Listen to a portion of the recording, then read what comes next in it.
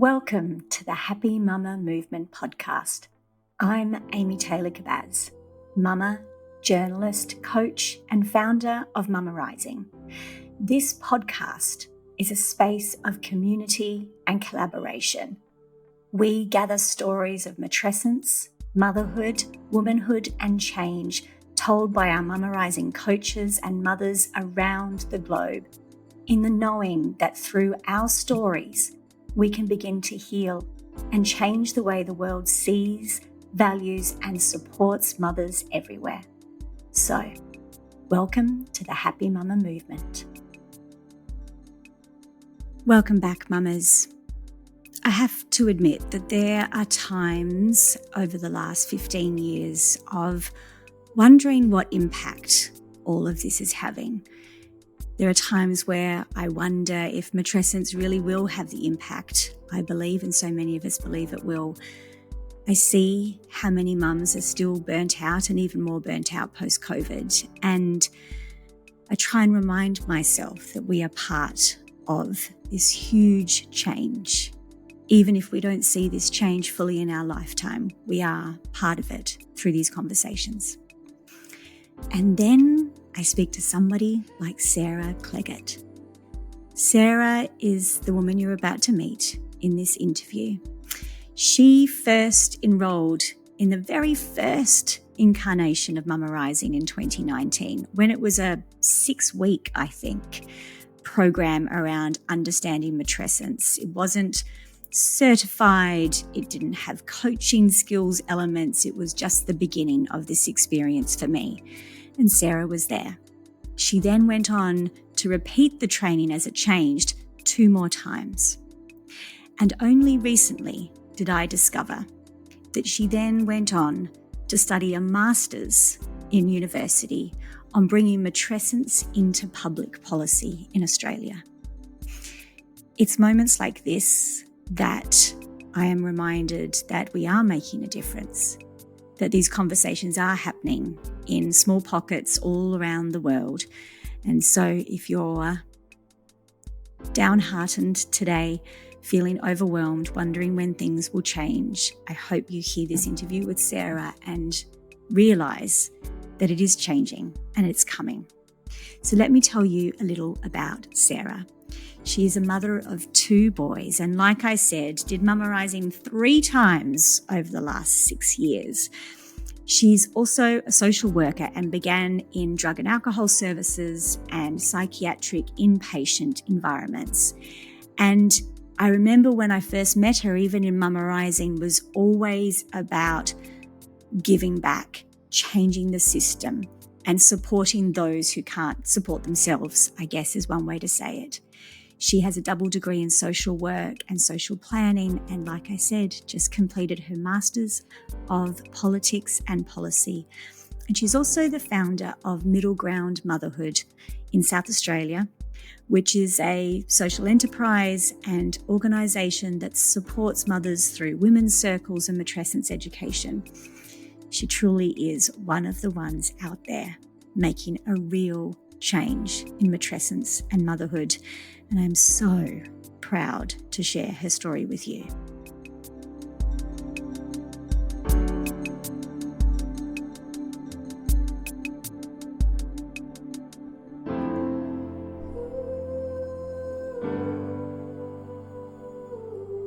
Sara, it is so good to see you again. Welcome to the podcast. Thank you, Amy. I'm so excited to be speaking to you. It's so exciting because the conversation we're about to have is such a beautiful example of what matrescence and motherhood does. It begins with questions, and then it takes the path of seeking answers, and then it activates us to make sure that we do it differently, which I think is a great summary of what I understand your story to be. So let's start at the beginning then, when you became a mother and how this began inside of you, this experience of matrescence and these questions that you had. Yeah, it feels like a long time ago now, 8 years ago. My first son was born, And not long after that, I came upon your work, and that's when I understood or began to understand what matrescence was. But I didn't come to that understanding until I had been through it myself. So I had been someone who, I guess, strived in a traditional sense in terms of going to university and then working full-time in a job that I always wanted to do and really loved. And then I had my first son, and a friend told me, I said that I would take 6 months away from paid work when I had a child, that I would get straight back into it. Actually, I took 2 years away from paid work and really immersed myself in that experience, in part because I wanted to, in part because I felt I had to. So my husband was traveling regularly for work. I was doing a lot of the parenting by myself when he was away. And I don't know, there was a massive transformation. So yeah. I think anyone who's had a baby knows that that's the case. And the way that I thought that would look was completely different. And it also, brought up a lot of things in me around the way that I had been mothered, around my mother's story of being mothered. And I think I needed more time than I had anticipated to be able to make sense of all of that. And fortunately, I was in a position to take time away from paid work to immerse myself in that. And that's when I first did mama rising, I think. So what was that like in those moments to decide you had that intention of only 6 months and then you ended up taking 2 years? Was that something you were okay with, or was that a struggle to realise I'm actually not ready? I need to be here, both for reasons because your husband was travelling, but also for you yourself? I think I couldn't really make sense of any of it until I've been away from it in a way. I think now I've had a second child. I've returned to work after having another 2 years with him. I've done a lot of study and self-reflection, and it's only really now that I can make sense of that time. I think at the time I was struggling a lot with what it meant not to be contributing to the household in a financial sense, and what that meant for my independence, for my sense of self-worth, for what I had, in mama rising terms, constructed a successful woman to look like. And I wasn't achieving on that front in the way that I had previously. So, and I also had to unpack a lot around what a good mother was. And that's ongoing. It's ongoing. Yeah, that one never ends. I'm glad you mentioned that financial definition of success, because over the years I've heard so many mothers, like you just did, say, I'm incredibly lucky and grateful that I could step back for 2 years. We almost want to say to the world, I know how privileged I am to have that experience and thank you. But also there's this feeling inside of this huge change of independence. And it's important for us to acknowledge that even though you could step back, it still meant a lot to you. It still meant a lot to know that you weren't financially contributing. I wonder if you've thought much about what that process was like. I've thought a huge amount about it, especially since having done my studies and unpacking what that means both in the short term and the long term for women's lives. And I knew it then, but I know it now, and I still grapple with it. So, from the perspective of my superannuation contributions, obviously stepping away from work for that amount of time is a huge amount of time I wasn't contributing to my superannuation, and I know what that means at the other end. There's about $100,000 gap between men and women's superannuation come retirement, and I knew that to be the case, and I still needed the time. And in terms of returning part-time as well, like in a logical sense, I know what all of that means, and I know that making those decisions means in the longer term I'm going to be less financially well off, and I didn't know how else to do it to make it okay to do the parenting and look after myself in the way that I needed to. And I think that led me down the path of saying, why am I having to take this hit as an individual because I want to mother in a certain way and I want to look after myself in a certain way? And where's all the support that's meant to exist for us to have choices around this? Like, I have real choices that can have quite dire consequences in the long term. And so I think that's when I started to really think about, what mother-centered public policy would look like, so that, in matricentric feminist terms, we talk about empowered motherhood, and empowered motherhood is giving you choices about how you mother. Yeah. And I had some of those choices because of the particular workplace I was in, that I did get paid parental leave. And I had choices because of, some of the savings I was able to amass before I became a mother. And I had choices because I was in a relationship with someone who was, and still am, with someone who is also earning money. And I think that all of those individual circumstances should not dictate the flexibility that women have about making choices of how they mother. I think some of that should exist at a state level, so everybody has that choice. Yes. Yeah. Because it's interesting the way that you just, importantly pointed out the things that you did have access to that a lot of women don't. And yet, even with those things, you will still end up financially disadvantaged. You will still not be able to, well, the statistics show you won't get to the career level you would have. Like, the statistics are still there, even though you see that you have more privilege than others. So on every single level, it's not working. No. And the motherhood penalty affects all mothers. But if you apply an intersectional lens, then if you're a mother who's a single mother, if you're a mother who's culturally and linguistically diverse, if you're a queer mother, like any of those other intersections, if that's happening for you, then these decisions only get harder, and your oppression is more compounded.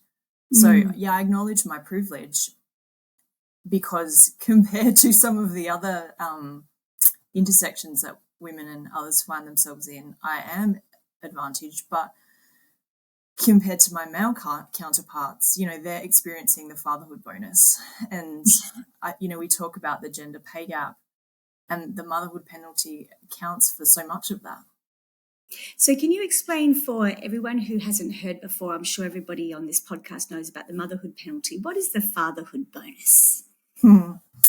Well, in the way that we are disadvantaged by motherhood in time taken out of work, in having less access to educational opportunities in our childbearing years, in having less access to income, the stats show that men who become fathers, generally speaking, are unaffected, and in some cases, a fair few cases, are able to progress as if they don't have children, because generally speaking, they have a partner who's female, who's taking on the vast majority of that unpaid care.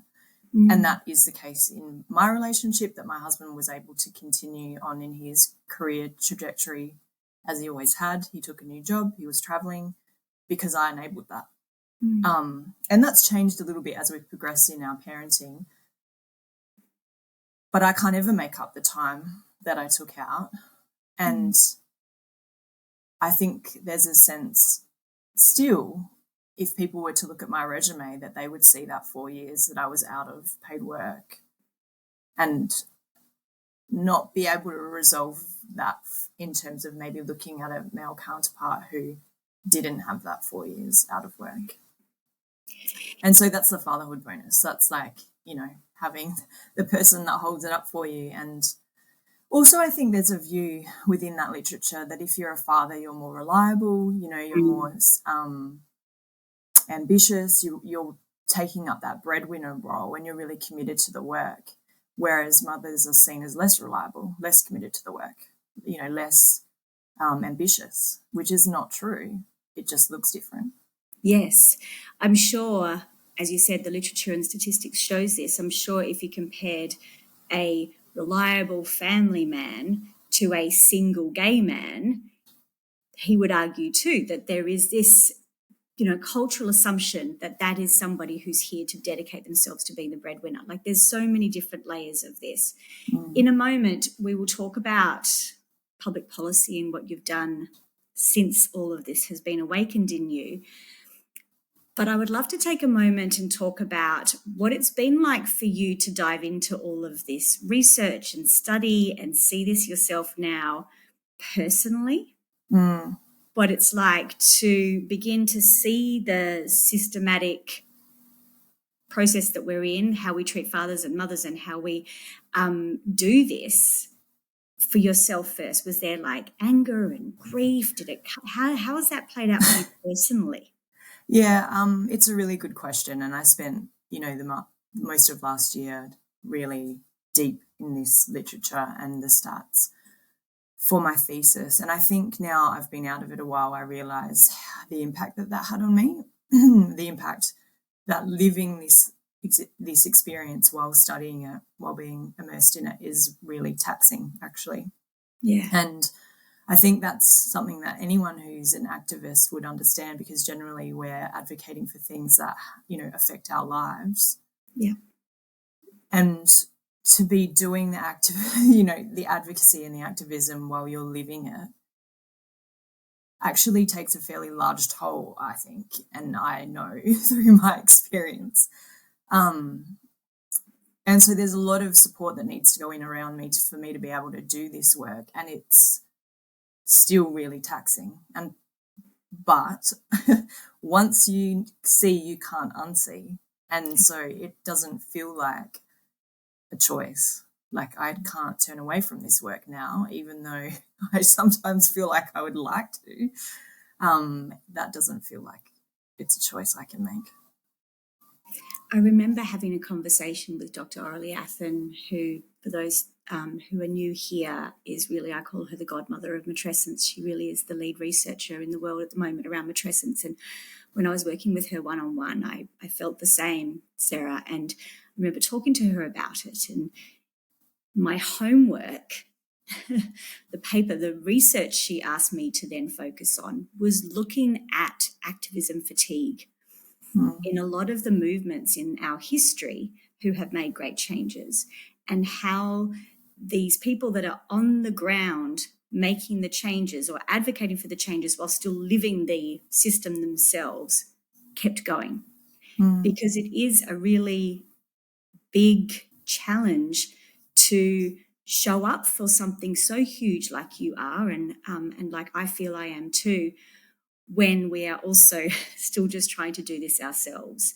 How have you come to terms with that? How have you kept going? Oh, it's such a big question. And if you have the answer, let me know, because I still working through that myself. I mean, it's super tricky because I think one of the things that we've lost in a neoliberal society, and one that doesn't perhaps value public service and thought leadership in the way that some other countries do, is that it's very hard to make a living doing this work. But I still need to make a living. And so trying to find meaningful, paid work alongside some of the paid work that I do, obviously, with my social enterprise, but some of this work is unpaid. Like, there's a large percentage that's unpaid, as you know, and as you're building the momentum as well, you don't necessarily have the people contributing to your movement until you get to a tipping point where they're like, yes, I'm on board. And so, yeah, I mean, I don't know that I have fully resolved it. I'm just trying to show up authentically in all the spaces that I'm in, I guess. And actually that's not always easy. But the way that I do that is by coming back to my why all the time. And, what can I live with and what can't I live with? And I can't live without feeling as if I'm contributing to this work. And the way that I'm sustained in terms of doing it is by sitting in circle. I facilitate women's circles and I attend women's circles. I have therapy. I read a lot. I have a really supportive partner. I focus in on the joy that my children bring and the mayhem. And, I think there's a lot of grounding that has to go on in order to sustain the work. And I have to get better at checking in with myself about whether I'm reaching my limit before I've tipped over. And I think I started to reach that limit last year when I was very immersed in the study and the work. And I've had to reassess, the whole spiral. I refer to that all the time. Like it's like, hello, we're back here again, are we? Great. I swear we should mark all the mummerizing, but, we should have our little, it's just a spiral. Thank you for your honesty with that. It's another part I don't think we talk that much about when something is activated in you to do something to change, and yet you are still a part of the system that is struggling so much, and what that feels like. And also that anger and sadness that can sometimes come when that veil is lifted. I've heard so many times over the years in Mama Rising, in the training, women saying, I am just so angry all of a sudden. I can't stop telling my partner or husband, why does it have to be me? You should be. And it's part of the process, I think, though, Sarah, is this: if we want to change it, we have to see it for what it is, move through our own emotions around it, and then as much as we can support ourselves to get into action. And so I'm really grateful that you were honest about what that's been like for you. Yeah, and ongoing, it's an ongoing kind of dance around how to make it work. And like you say, that anger that I think comes in and out as you're doing the work and as you're renegotiating the relationships in your life and what they look like, your relationship to your partner, if you have one, if they're male, to your children, to your friends, to your family, to your paid work life. I think it's difficult, but I've found that it's worth it. The relationship that I'm in now with my partner compared to what it was before, we're in completely different people, really, and luckily we've been able to negotiate that together. I don't think that's always possible, and in work life and with friendships and things, I'm not the same person I was before I became a mother. Probably after I had my first child, I'm not the same person as I was. I don't know. It's so huge, this transition, and the fact that there's so many people who don't even acknowledge it, who don't even talk about it, still blows my mind all the time. It blows. I know. And I would argue you're not the same person after you started studying this either. So motherhood is its own initiation, and then once you start going into understanding how did we get here, that's its own initiation. One of the things that I've struggled with so much over the last 15 years of being in this space that I know that you are equally, if not even more passionate about, is I would frame it this way. How do we ask the women, the mamas who are most affected by this, to pay for this so we can keep doing this work? I know you and I have had a few chats over the years. So you started the Mama Rising training way back before it was even a fully accredited training.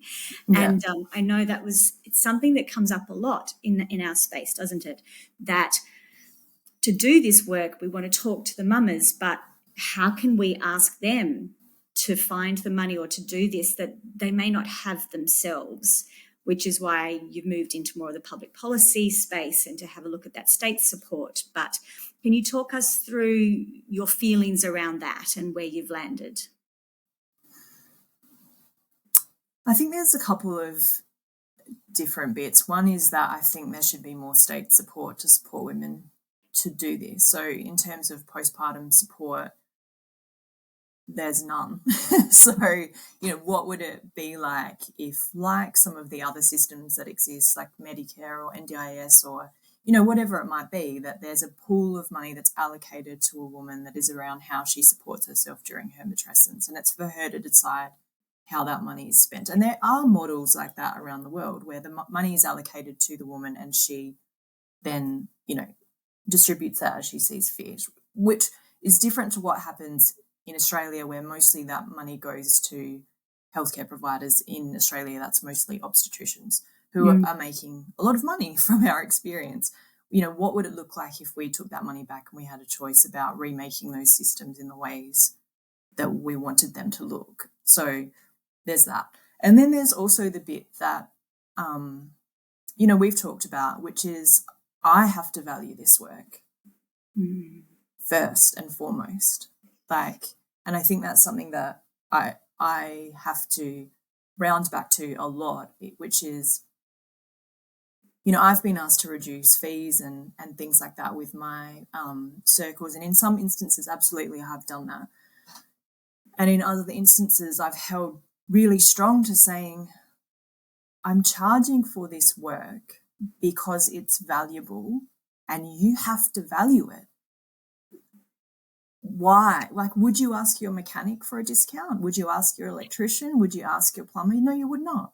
So the internalized, probably what I would call misogyny that exists in all of us, we do it to each other and we do it to ourselves. And so why are you asking me for a discount on this work? Do you not value it? In the sense, do you not value what I'm contributing here, or do you not value the time that it will require you to dedicate to it? And I think both of those things are at play when that question comes up.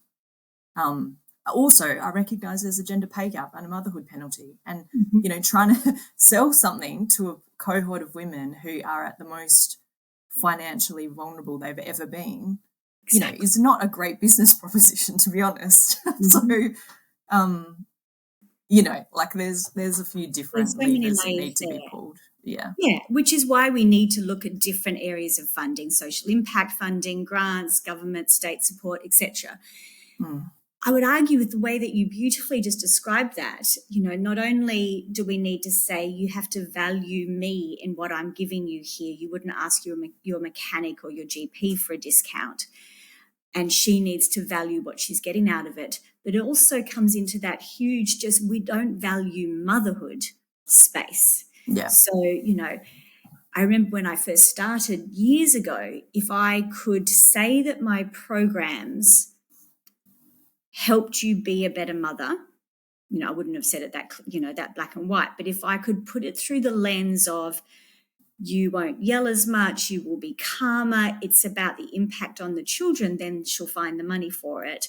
But if it's just about her and her self-care and her self-reflection and her self-growth, she can't justify that cost. And then that leads us directly back into the overall problem, which is motherhood is invisible and not supported and just assumed that we know how to do this and we'll just get on with it. Yeah. So what, after you've just finished your master's, which is phenomenal, so share with us what your thesis actually was. What did you contribute to this space? Well, I mean, it feels like a mouthful, but the piece I've called Mums in Public, the Value of Mother-Centred Public Policy, and it was about looking through the lens of matrescence at public policy in Australia specifically, and what it would look like to design public policy with mothers in mind, with mothers as a central decision-making point. Because I think increasingly there's more of a focus on child-friendly, policy and outcomes, but still not much recognition that a child's outcomes really hinge on how the mum's doing. And why aren't we speaking in those terms is always a question I keep coming back to. Even, in some of the policy pieces in the state I live in, South Australia, and also at a federal level, we're not necessarily speaking about that motherhood experience. We're speaking about, yes, the motherhood penalty is certainly being discussed more, and I appreciate seeing that. But the whole trajectory of motherhood, that whole process, I think we're still not speaking about it in the way that recognises just how profound it is and how much mothers and caregivers, but particularly mothers, contribute to our society in an economic sense, because that's how we have to frame everything, but more broadly in a well-being sense, in a emotional well-being, like all of the ways that mothers are holding things together in communities, in their families, and what happens when they can't do that anymore, which I think we've seen post-COVID with a lot of really burnt out mothers who aren't actually allowed to say they're burnt out, but are. They've really hit the wall and they're still trying to manage, paid work, children, all of the extracurricular things in workplaces that increasingly have gone back to saying you have to be in the office, otherwise your contribution is not valued. And, flexible work, sure, but this is what leadership looks like here and you have to do it this way, otherwise you don't have access to it. Oh, that is the best way I've ever heard that described. Flexible workplaces, yeah, absolutely, we do that. But this is what leadership looks like. And if you want to have access to that, this is what we expect from you. So have you got any hope or answers or solutions for us? Yeah, I have hope. For sure I have hope. I mean, I think, one of the things that I examined in my thesis was the 4-day work week. And I think that, there was a time in Australia where we could have never imagined the 40-hour work week or 37.5 hours because it seemed impossible, when people were working 7 days a week. But then a union movement came together, a collective movement came together and said, we're not doing this anymore. It's not working. We're not productive. We're making mistakes. We're dying in accidents, things like that. We want to have more balance. And so it shifted. But, 40 years on, we're not revisiting what a standard work week is, but we could be. And the Working Care Inquiry, Senate inquiry, recommended that we do. And there's been a lot of examples around the world of 4-day work week trials, which is that you do all of the work of a full-time role, but in 4 days. So you're still receiving the same amount of pay, but within 4 days. And mostly that benefits, mothers. It benefits everyone. But, if I go part-time now, I get a part-time wage and I'm seen as contributing less. Whereas if there was a whole workplace culture of 4 days, the standard starts to look different. And so I think these things are entirely possible. And things like universal early childhood education and care, we're moving toward those kind of policy changes now, thanks to the advocacy of a huge amount of people. And things like the activity test for childcare, we're moving toward that being abolished because it says that the only way you can get care support is if you're making a paid work contribution. Well, what about all the care? So, the way that we're valuing things, that we can be remaking how we talk about gross domestic product, GDP, in this country to include care. Yeah. We count almond milk, we count cow's milk, we count soy milk, we don't count breast milk. So there are countries that do, Norway does. So we could be thinking about these ways of putting together the ledger that actually recognise all of this work that it goes unrecognised at the moment. And the exciting thing about that is that through those changes, we're also opening up to all the other ways that we care beyond just motherhood.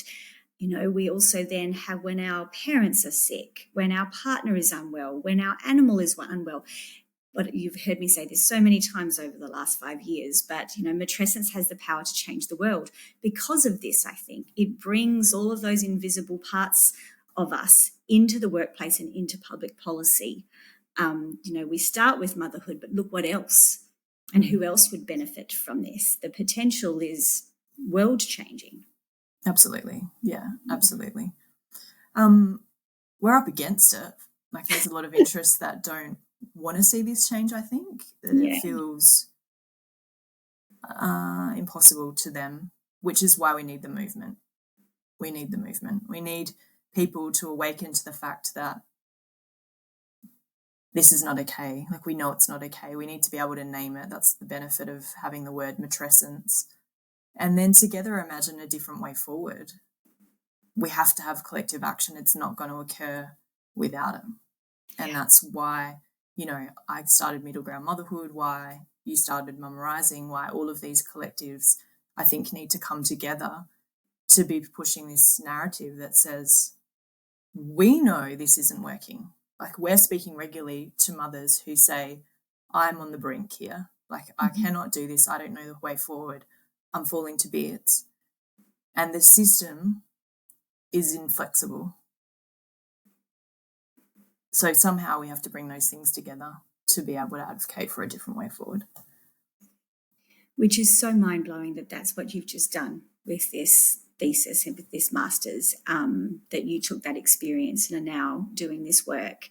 And I think for all of the mamas listening, whether you are building a business in this or you're a mama at home with a couple of kids and trying to balance it all, I hope you feel that you're part of this movement, that it is every single one of us in the smallest and big ways starting to say to each other, to our boss, to our next door neighbours, about this need for change. This is how it will come from the mothers. It will come from the groundswell, won't it, Sarah?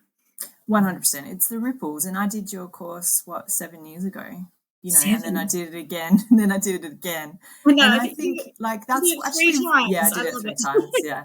Like, but that's what it takes, because you do it and you know it to be true, and then you go back into a world that doesn't value what you're doing as a mother.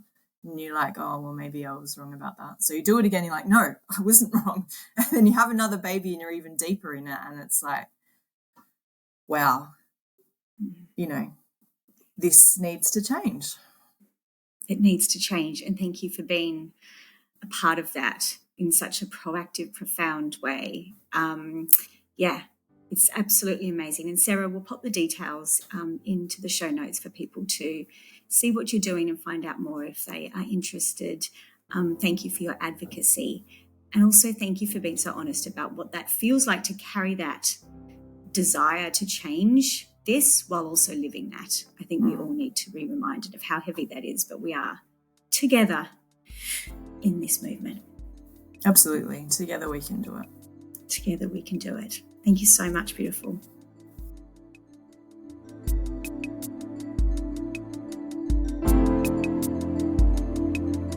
Thanks, as always, for being a part of our global Matrescence community.